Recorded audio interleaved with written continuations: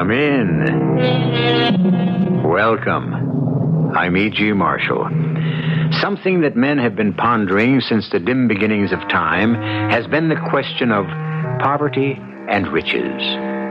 Why are some men destined to be wealthy while others seem fated to be poor?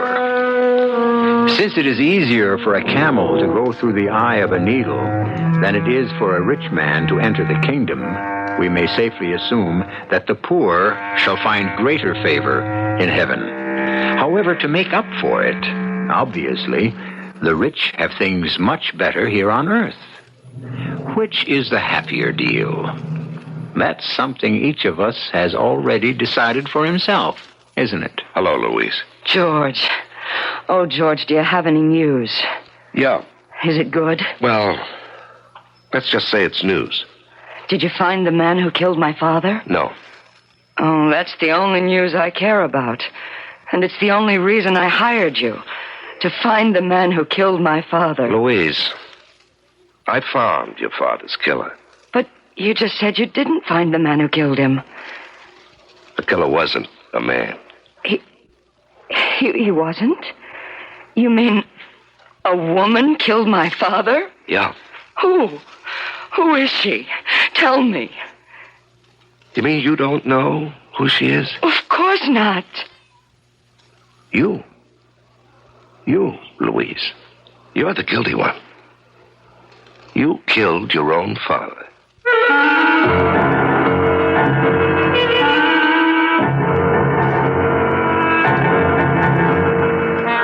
Our mystery drama, The Paradise of the Devil, was written especially for the Mystery Theater by Sam Dan and stars Larry Haynes.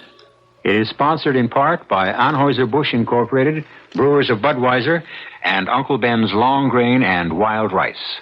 I'll be back shortly with Act One.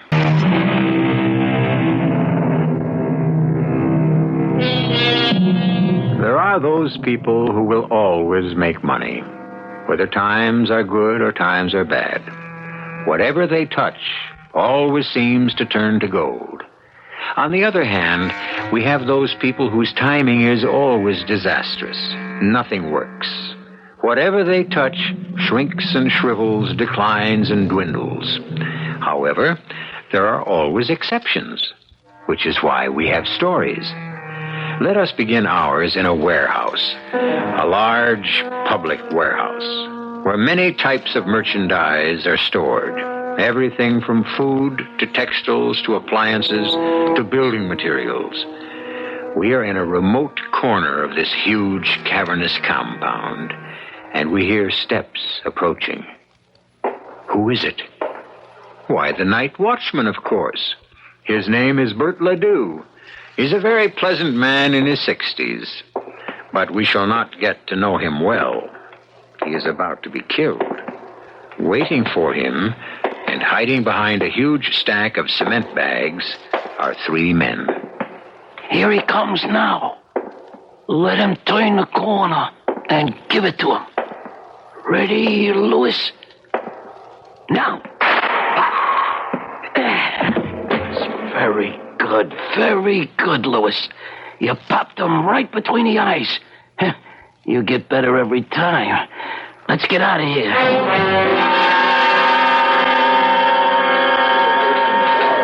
Yes, miss? You don't remember me, Sergeant? Well, let's see. Should I? I suppose this tells me everything I need to know. Look, miss, can we help you? I'm Mr. Ledoux's daughter, Louise. Ledoux. You don't even remember his name, and it's only been a week. Oh, I remember. Bert Ledoux. You said to come back in a few days. You might have news for me. Louise, let me talk to you off the record. About what? The facts of life. Thank you, Sergeant, but I know them. Oh, no, you don't. What I'm going to tell you could cost me my job. And why risk it? Because you're old enough to be my own daughter. Your dad was killed exactly 10 days ago. Do you know how many people have been murdered since? No, and I'm not interested. 5. And that's about average. A killing every other day. And my father's killing is rapidly becoming ancient history. Your father was shot by burglars in the warehouse. We have no leads. What have you done? We combed the neighborhood. No one saw. No one heard anything unusual.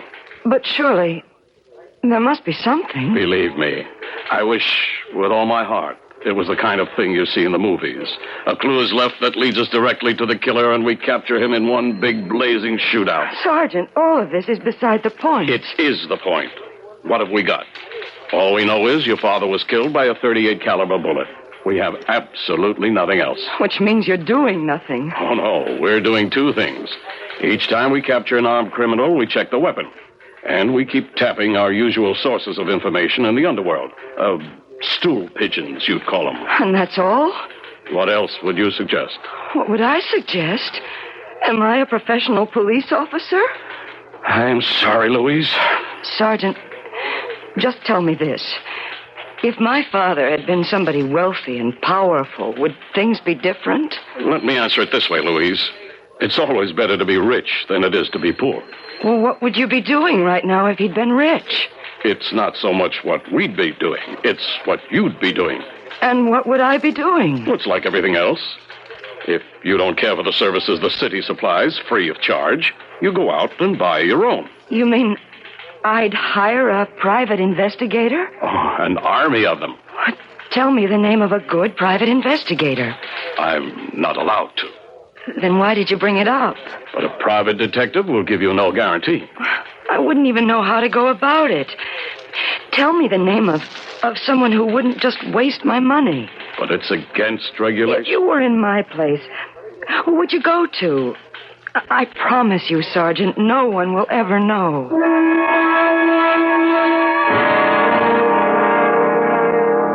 Well, if the police haven't been able to get anywhere, Miss Ledoux, what makes you think I can do any better? Well, because you think I'm smarter? I'm not. the police have the whole city to worry about. Well, I have other cases, too, Miss Ledoux. Oh, but at least you would... I would what? Well, take a personal interest in the case. Mm-hmm. Miss Ledoux, there are hundreds of killings, just like your father's.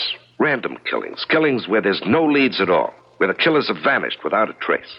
Are you telling me that I must accept the fact that my father's murderer may never be caught? Yes, that's exactly what I'm telling you.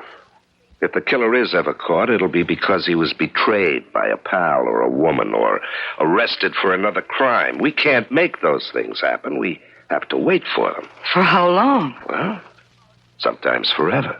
In other words, you won't accept the case. And then we have the question of money. Now, your father worked as a night watchman. He wasn't a rich man. And what do? I'm a secretary. Do you have any money? Well, a few $100 in the bank. Well, I get $95 a day in expenses. How much of my time can you afford? How much do I need? Weeks, maybe months. How can I answer? Mr. Colby, are you familiar with the details of my father's murder? Well, I remember reading in the paper that a night watchman was killed, but that's all I know. Will you do something for me? Go down to the warehouse. Why? Do whatever you have to do to acquaint yourself with what happened. Why? Are you allowed to talk to the police? Of course. Well, find out everything there is to know. And after you do that, if you're convinced there's nothing more to be done, well, that's the way it'll have to be. But if you feel there's something there, anything at all, I'll raise the money to pay your fee. How? I said I would raise it.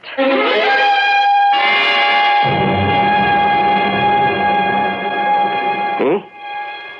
George Colby? Oh, yeah, send him in. Hey, Georgie. Hi, Sarge. How's private practice? Sarge, I didn't know when I was well off getting paid every week. Did you send me that little Louise Ledoux? Yeah, because I know you're an honest guy, and I figured you'd discourage her. You will, won't you? Well, I should. You mean you won't? Well, there's a little angle on this case that bothers me. Yeah? Yeah, I don't believe the old man was shot by hoods who were knocking off the warehouse. Why not? Because of where it happened, Sarge. He was killed in the wrong part of the warehouse. Well, why do you say the wrong part? Is there a right part for a watchman to get killed? Yeah, there is in this one. Where should he have been killed? Way over on the other side, Sarge. Where they got the stuff the crooks are after. TV sets, tape recorders, cameras, hi-fis, liquor, guns, cigarettes. But where's Ledoux killed? in an area where there's nothing but 100-pound bags of cement. Oh, they may have wanted him out of the way. Now, Sarge, this is a clean, professional job. No crook is going to run the risk of murder if he doesn't have to. They were waiting for him. No sign of a fight. They could have tapped him on the head and put him to sleep, but no. Oh, no. They were out to kill him. Why would anyone want to kill a night watchman? Well, maybe he was more than a night watchman. We checked the daughter. She said he had absolutely no enemies. That she knows of.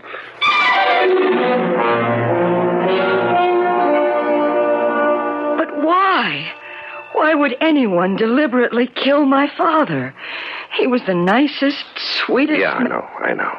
To you, he was the nicest, sweetest guy in all the world. Other people may have held a different opinion. Well, talk to his friends. Talk to anyone who knew him. Tell me, had he seemed worried or unhappy? Well, not at all. Actually, it was the other way round.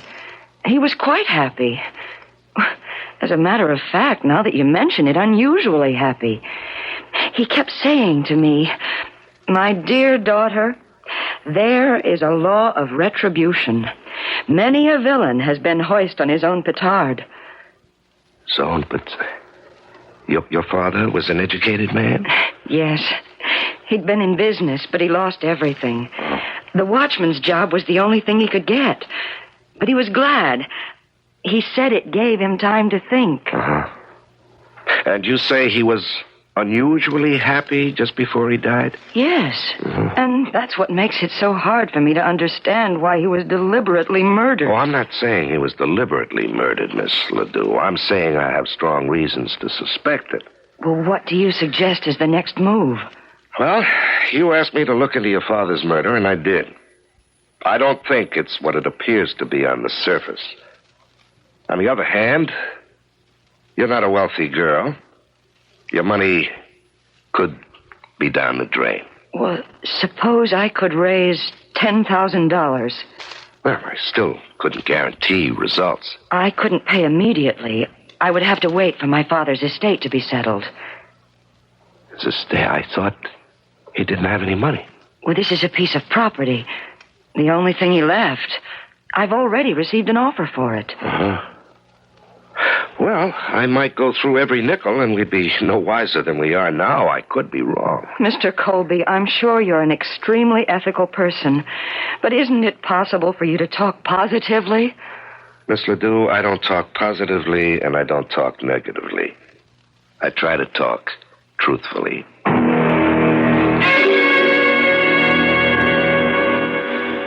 Ah, Miss Ledoux, please come in. Have a seat. Thank you, Mr. Hawkins. I read about your father's death.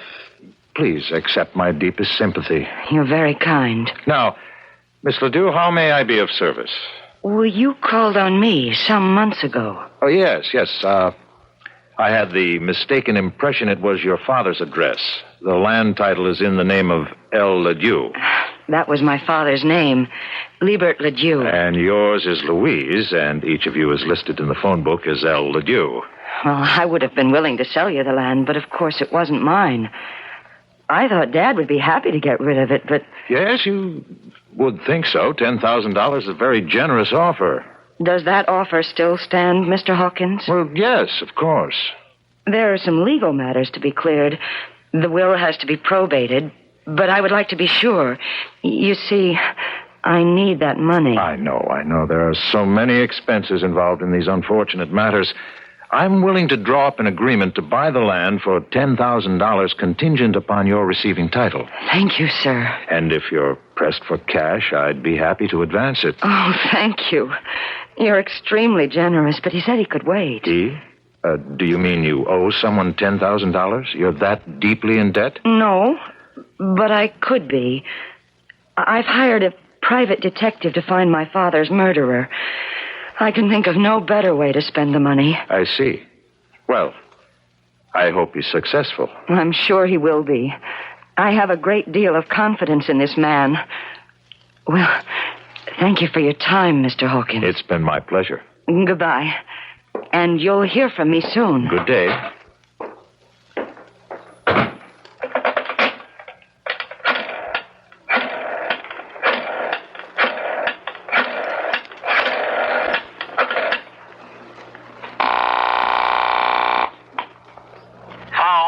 Richie? Yeah, it's Richie. You promised me a clean job on Bert Ledoux. And I gave you one. No, you didn't. You must have left a few spots somewhere. You may have to clean it up again.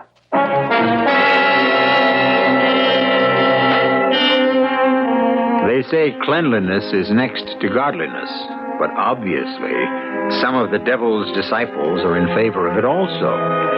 At any rate, as our friends in the sports world would put it, we have given you the matchups. It's Louise Ledoux and George Colby against Mr. Hawkins and Richie. Richie and Hawkins have already scored. But this game has only begun. There is more action when I return with Act 2.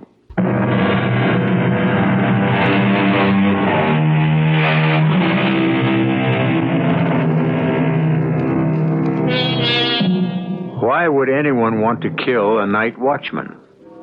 The obvious answer, to rob the building the man has been hired to watch.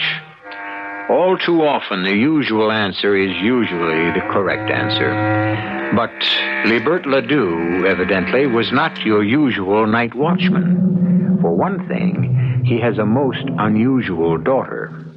She is willing to spend her entire inheritance, if that's what it takes, to find her father's killer. But why do you have to look through all these papers? Miss Ledoux, if the police theory is correct and your father was killed by hoodlums who were out to rob the warehouse, then I have no business in this case. But if there was another motive, I have to look for it somewhere. Do you realize how much there is to go through? Why, there are cartons of old letters and documents and receipts and even poetry and short stories. He used to write those in his spare time. Is this all there is? Oh? Do you realize it can take you a week to look through everything in this room? Probably. A week at $95 a day? Is this all there is? Yes. Is this all you're going to do? Just look through this junk? Well, where else can I look? I have to work with what I've got. But what are you looking for? I really don't know. Well, then how can look, you... Miss Ledoux, this is not an exact science, and if you think I'm wasting your money... I well, didn't say that. In addition, I want a list of all his friends. But he had hundreds of friends. Oh, nobody has hundreds of friends. Well, he knew a lot of people. Oh, we'll begin with those who are closest. Who's his best friend? Well, I guess you'd have to say it was Sid. Sidney Grossman. Grossman. Where can I find him? You can't. Sid's dead. Well, then why did you mention his name? He was only killed 3 weeks ago. Killed? Why? How? Does it matter? All right, tell me about Sid Grossman. He and Dad had a club. They called it the Underachievers Association. Why? Well, because they were both college-educated men, and neither of them ever lived up to his potential. Mr. Grossman had a civil engineering degree. He was a geologist, but he could never hold a job. Why not? He thought the object of life was to have fun. So did my dad. Work interfered with pleasure. Pleasure was the opera, ball games, fishing. So both of them took jobs which made no demands on them and left them free. I see. And Mr. Grossman was killed, huh? How did it happen? Well, I suppose he was mugged. It was very late at night, but they caught the mugger. Oh, they did, huh? Maybe that's why Dad was talking about retribution. Now, look, Sarge, 2 friends. Each dies violently within a 3-week period. Coincidence? We got the one who killed Grossman. Just a punk. He's got a record for assault and robbery. There is such a thing as coincidence. Yeah, I know. How do you know you got the right guy? He took Grossman's watch, ring, and wallet. He brought him to a small-timer named Legs Barry. Legs tries to be a fence.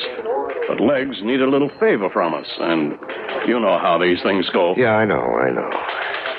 I also know these punks would frame their own mothers if they had to. Except Legs had the merchandise for us. Grossman's watch, wallet, and ring. He says he bought him from this hood, this Pete Lucas. Do you think Legs is telling the truth? Well, why would he lie?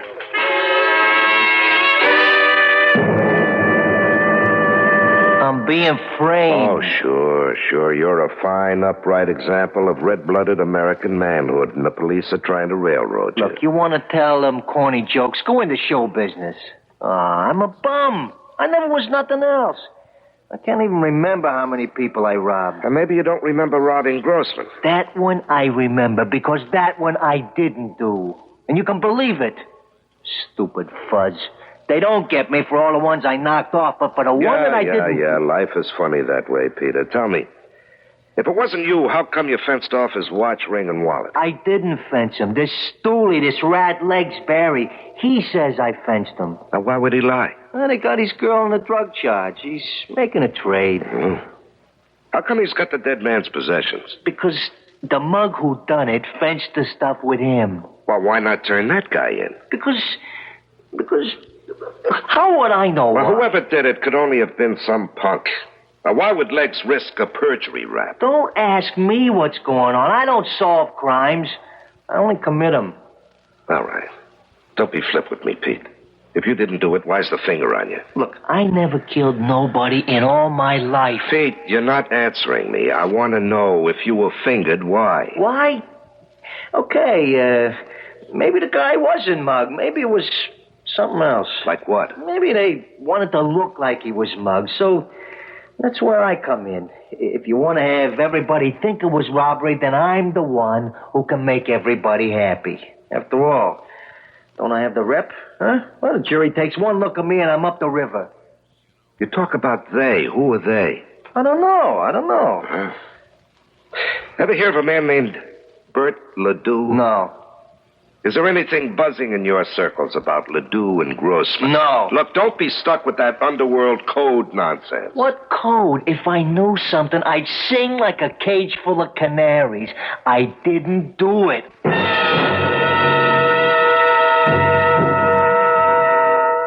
The last words I said to Sid, the last words I said to him in this world, you're crazy.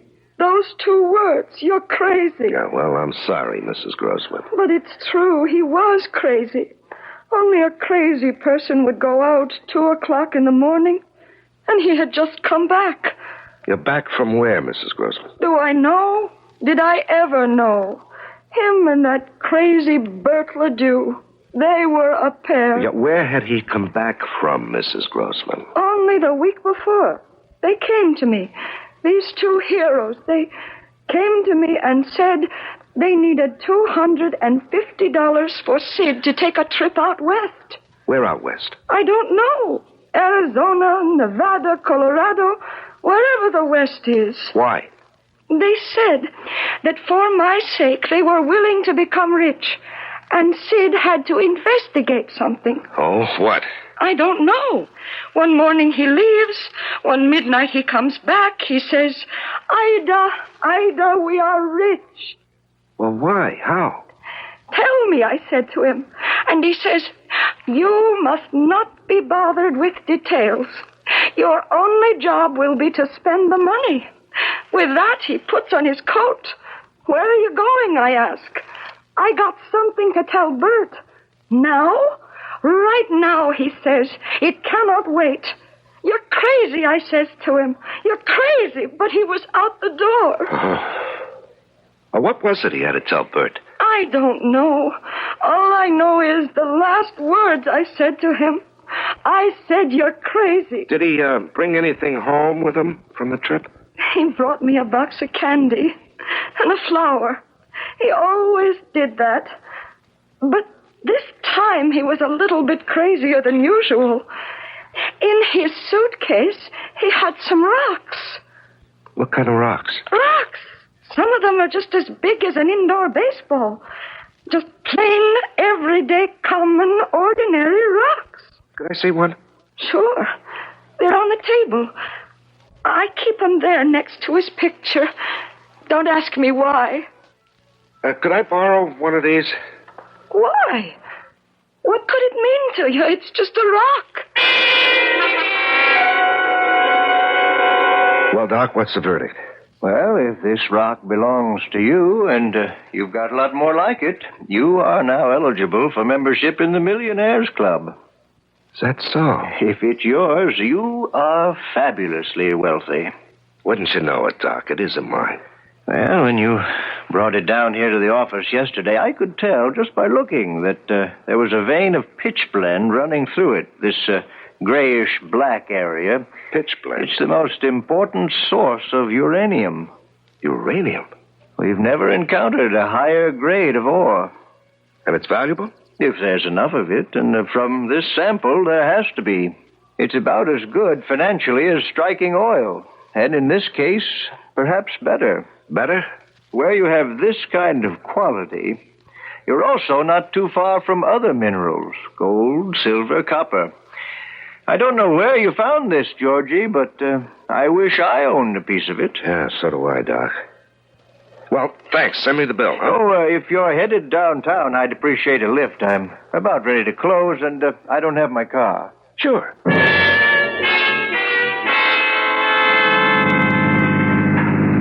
George, I always wondered, what makes a guy want to become a private detective? Oh. What makes a guy want to become a geologist? What are you looking at? You keep glancing into that rear view mirror. Yeah, somebody's coming up behind us. Well? I'm not sure, but I think I noticed that car before.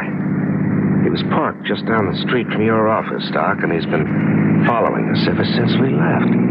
Aren't you going a little too fast? This is a pretty steep hill. There's something about that car. Oh, that idiot. He wants to pass us. Look out! What's that trying to do? He's going to run us off the road. Hold on, Doc.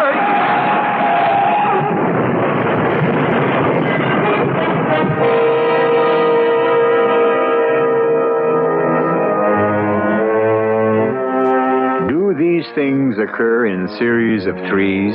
Mr. Grossman, Mr. Ledoux, and now Mr. George Colby and his companion? First, it's something designed to appear as a mugging. Then, an incident to be considered a holdup. And now, an automobile accident. These things do happen. But we know better. I shall return in just a few moments with Act 3. They were just two carefree elderly men. They owned little more than the clothes on their backs. Or did they? In less than a month, both were dead, seemingly victims of random violence. And as Private Investigator George Colby has learned, it is obviously dangerous to probe into their affairs. A mugging, a robbery, and now an auto accident. George! He's going to run us off the road. Hold tight.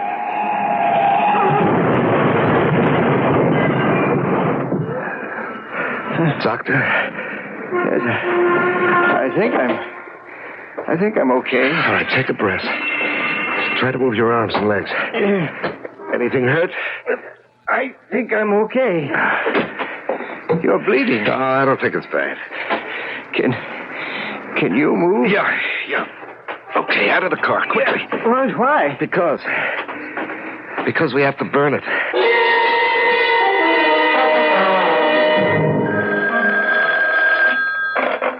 Hello? Mr. Hawkins, it's your buddy, Richie. I just seen an awful accident. A car went off the road and into the side of McGregor's Hill. You know that steep one? Are you sure of him? Well, I seen the car. It had blown up, burning all over the place. Well, that's good. He ain't gonna bother nobody. It's a clean job.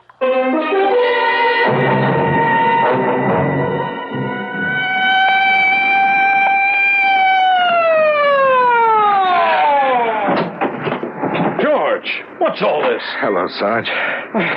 You should be in the hospital. No. It's not as bad as it looks. Well, why'd you have the highway cop call me? Why not an ambulance? Now, listen, Sarge. The Grossman thing was no mugging. The Ledoux killing was no holdup, and this was no accident. What are you talking about? We were forced off the road. Could you see by whom? No, it happened too fast. Now, look, Sarge, can you give it out that we were killed? I can't do that. Why not? Well, because Now, look, Sarge. 2 men have already been murdered. Whoever was after them is after me. Let them think they're in the clear. Have you got a line on who the killer could be? No, not yet. But I know who to ask.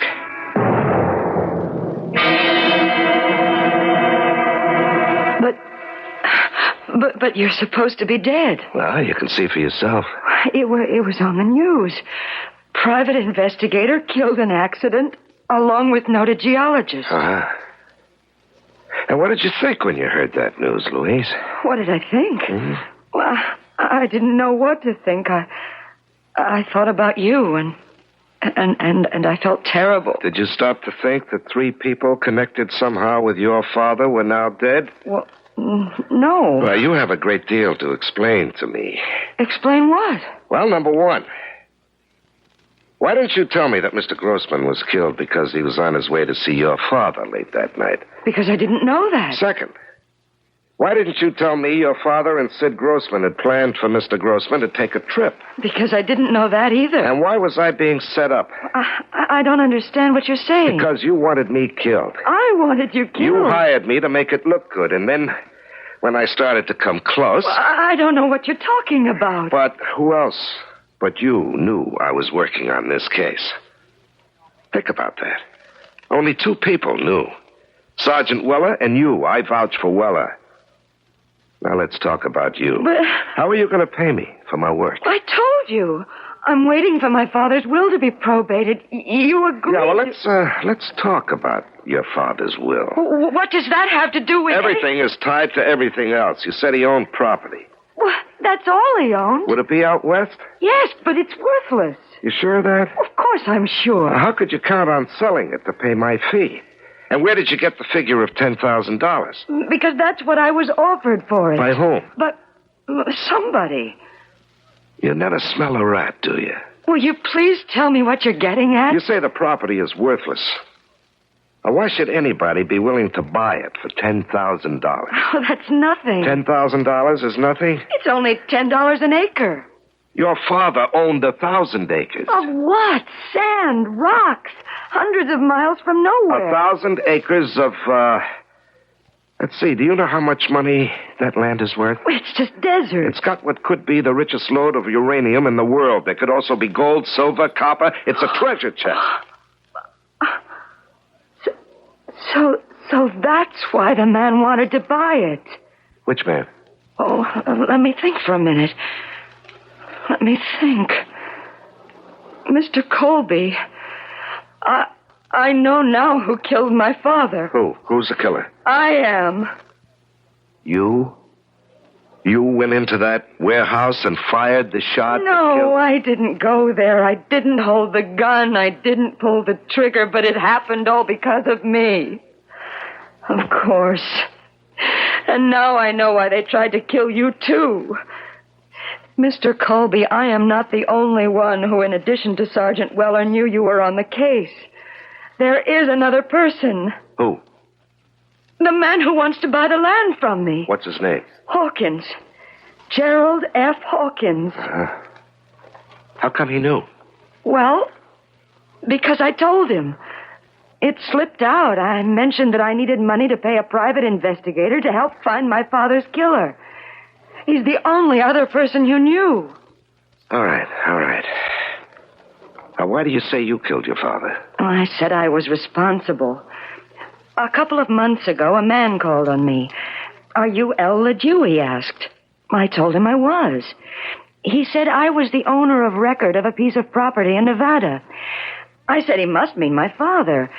And he said, of course, Liebert LeDew, your father must still be alive.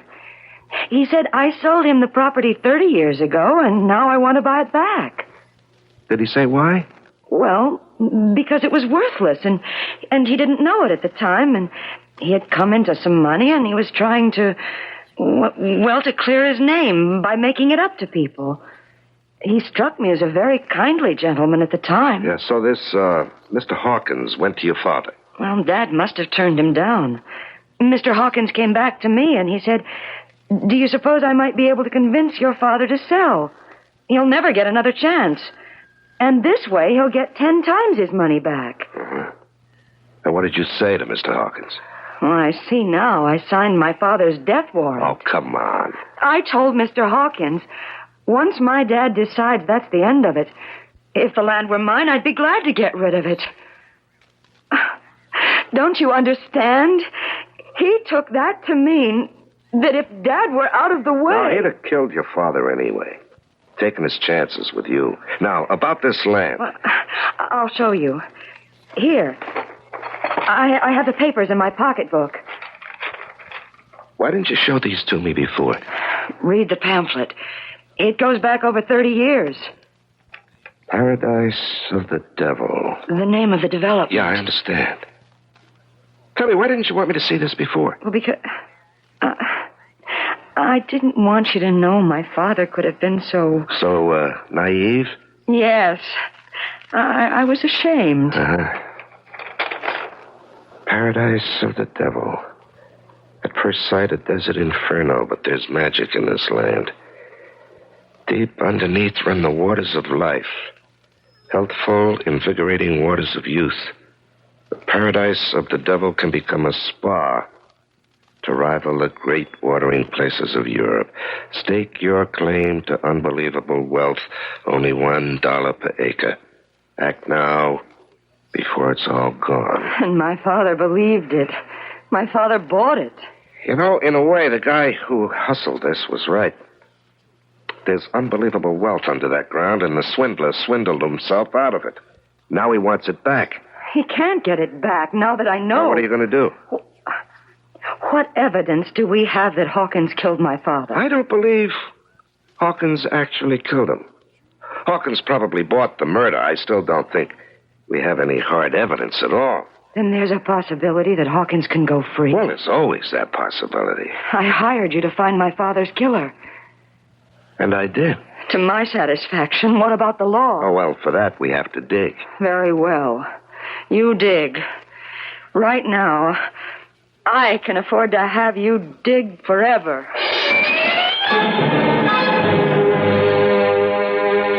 What do you want now, Snoop? Some more information, Pete. You know, you could spend the rest of your life in jail. Unless... Yeah? Unless you help me get you out of here. Why should you care about me? Oh, I don't, Pete. And the world would be much better off if you remained in the clink, but you're part of something else. Now, do you know a guy named Hawkins? No. Well, have you ever heard of a guy named Hawkins? That's different. Yeah. Yeah, I heard of a guy named Hawkins. In what connection? He would need a strong arm from time to time. He ever hire you? Me? Nah. Why not? I'm too nice for him. He uses Attila the Hun. Attila the Hun? His real name is Richie. Where can I find Richie? I don't know. Try a couple of joints along the strip.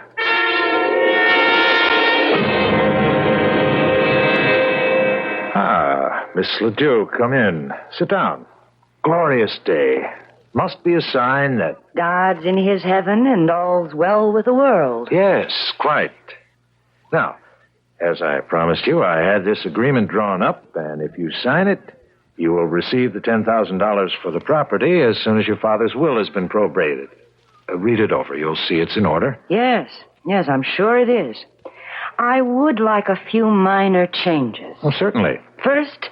Well, are there many? I may need a fresh sheet of paper. That would be wise. Yeah, go right ahead.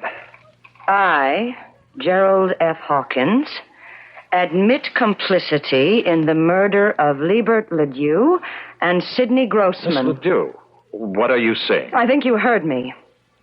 This was so I could swindle Mr. Ledoux's daughter out of some uranium-rich property. I really don't understand. I hope you see this gun I'm holding in my hand. Now, Miss Ledoux, don't be foolish. You can't prove anything. Right as I tell you, or I'll kill you. You'll go to prison. I'll have avenged my father's death. Don't turn around, sister. Drop the rod. Richie. Yeah, Richie. I come by for my pay, and I hear this little show going on. Come on, sister, drop it.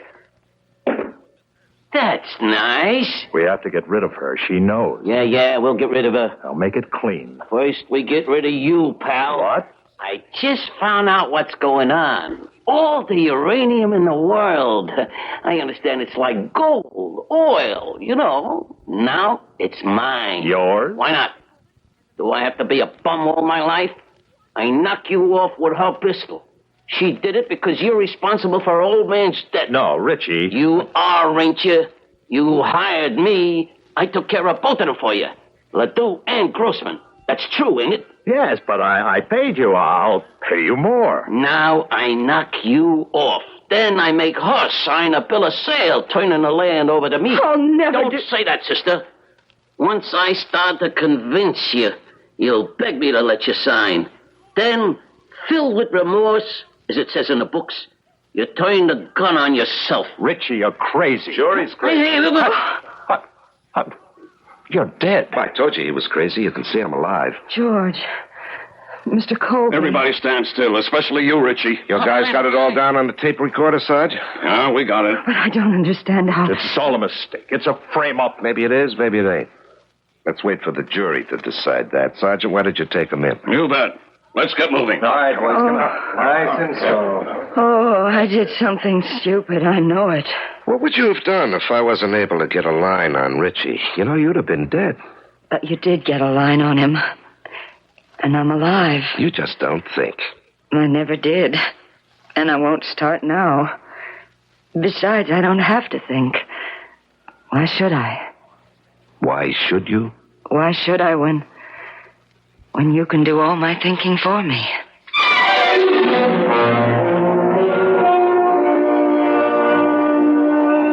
She was always quiet. A hard girl for her co-workers to figure out. So they thought she was a little bit off. That's because she was poor and single. Now that she's rich and married, she's merely a delightful eccentric. I never told you the world was fair. All I ever wanted you to believe at this stage of the program is that I will be right back.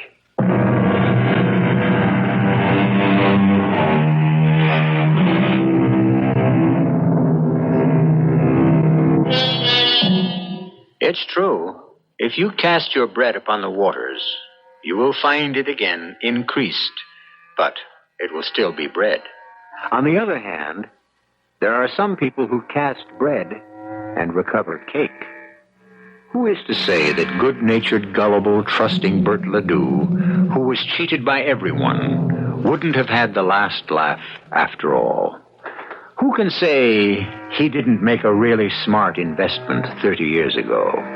And actually, it's not that he wasn't smart. He just didn't have enough luck. Our cast included Larry Haynes, Bob Caliban, Catherine Byers, Peter Collins, and Gil Mack. The entire production was under the direction of Hyman Brown. And now, a preview of our next tale. What's wrong? Emily, what is it? Steve, look out the window. At what? There, near the swimming pool. All right, I'm looking. There. There's a man. Where? There, that man standing there. Darling, there isn't anyone standing. He's looking up this way. I don't see He's anyone. looking up at our window. Oh, it has to be your imagination. No, Steve. There's a man. No, darling, it's just a shadow cast by the edge. What? See? He's moving his hand. I tell you, there's no one there. He's beckoning for me to come. Darling, it's only your imagination. Now, come away from the window. I can't move. Emily, there's no one out there. There's no one at all. Radio Mystery Theater was sponsored in part by Buick Motor Division. This is E.G. Marshall inviting you to return to our Mystery Theater for another adventure in the macabre. Until next time, pleasant dreams.